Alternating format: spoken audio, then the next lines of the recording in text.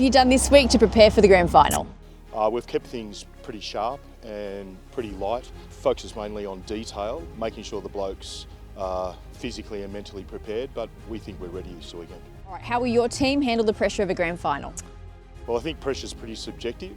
Comes with the territory, especially with the grand final, so we see pressure as being a bit of a privilege because not every team experiences grand final pressure, so all the blokes trust each other, they know what their job is, and I think that'll keep their nerves at bay.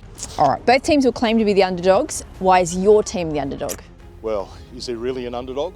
I think when you're talking about the two teams that make the grand final, I think we both come in on an even keel, but if we talk about how we got there, it was a pretty tough road. It looked at a stage that we mightn't even make the finals. You know, we took the long road in and it's been tough, been worth it, and I hope it pays dividends. Both teams have enjoyed their derby wins at home this season, so how does playing at Endeavour Oval impact the grand final?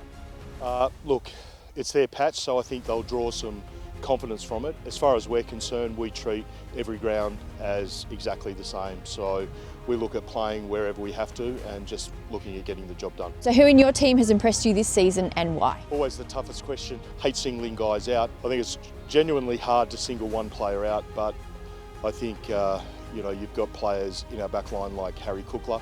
We're pretty confident that they'll target him. Lockie Buckton, our captain, always carrying hard, but I think as a group, the forwards all carry pretty strongly, and I think our backs are pretty unpredictable and there's a lot of X factor, so I think we'll just give it a red hot crack. Who or what are you wary of from the opposition? They've got a pretty heavy pack and some big hitters.